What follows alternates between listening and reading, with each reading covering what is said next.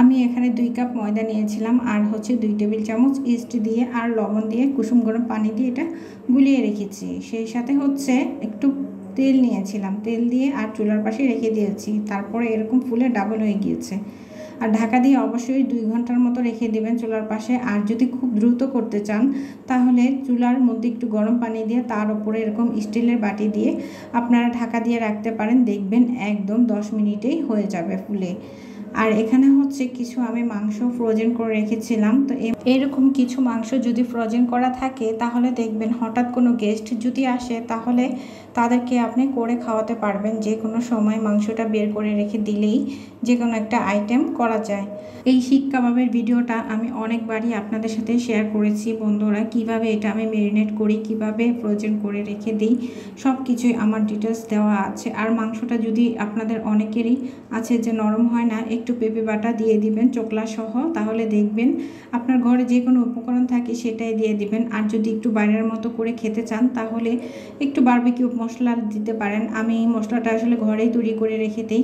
আর এখানে হচ্ছে আমি প্যানের মধ্যে তেল গরম দিয়েছি। আর অবশ্যই চেষ্টা করবেন সরিষার তেল দিতে আর হাই হিটে ভাজতে চেষ্টা করবেন, কারণ হাই হিটে ভাজলে দেখবেন এটা একদম পোড়া পোড়া একটা কালার আসবে আর সুন্দর হবে। প্রথমে যদি মৃদু আঁচে দেন তাহলে কিন্তু কখনোই ভালো হবে না।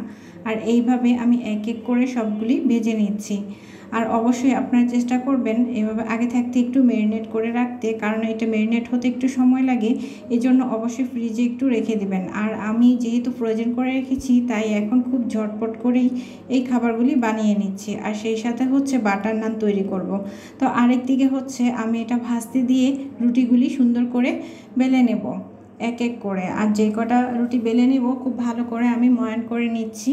আর অবশ্যই আপনাদের সাথে আমি এইরকম প্রতিনিয়ত ভিডিও শেয়ার করে থাকি বন্ধুরা। আর আপনাদের যদি ভালো লাগে অবশ্যই একটা করে লাইক এবং কমেন্ট করে আমার পাশে থাকবেন, তাহলে আমি কাজের আরও উৎসাহ পাবো। আর আমি যে কয়টায় রুটি বেলেছিলাম ঠিক অনেক সুন্দর হয়েছিল এই বাটার নানগুলি। আর অবশ্যই খুব মজারও ছিল। এই রুটিগুলি খেতে আসলে এভাবেই ভালো লাগে, তবুও আমি বানাচ্ছিলাম আর আপনাদের সাথে একটু একটু করে ভিডিওটা শেয়ার করি। আর অবশ্যই আমার এই ভিডিওটা যাদের ভালো লাগবে তারা অবশ্যই ফলো দিয়ে পাশে থাকবে। আর যারা ইউটিউব থেকে দেখছো তারা বন্ধুরা একটা করে সাবস্ক্রাইব করে পাশে থাকবে, তাহলে এইরকম নতুন নতুন ভিডিও অবশ্যই তোমাদের সামনে চলে আসবে। তো বন্ধুরা এই তো দেখছো আমি রুটিগুলি খুব সুন্দর করে বেলে এক এক করে ভেজে নিচ্ছি। আর ফুলেও কিন্তু একদম ডাবল হয়ে যাচ্ছে, তো দেখতে পাচ্ছ তোমরা। আর অবশ্যই রুটিগুলি আমি দেখো একটা ভাজতে ভাজতে আরেকটা কিন্তু বেলে নিয়েছি অলরেডি। আর এভাবে করে নিয়ে এরপর হচ্ছে দিয়ে দিব আমুলের বাটার। এই বাটারটা দিলে আসলে আরও খুব মজার হয়। রুটিটার সাথে সাথে এভাবে একটু দিয়ে দিতে হবে উপরে, তাহলে দেখবেন একদম সফট এবং নরম থাকবে। আর যেহেতু বাটার নান এই জন্য এটার উপরে একটু বাটার দিয়ে দিব জাস্ট এভাবে।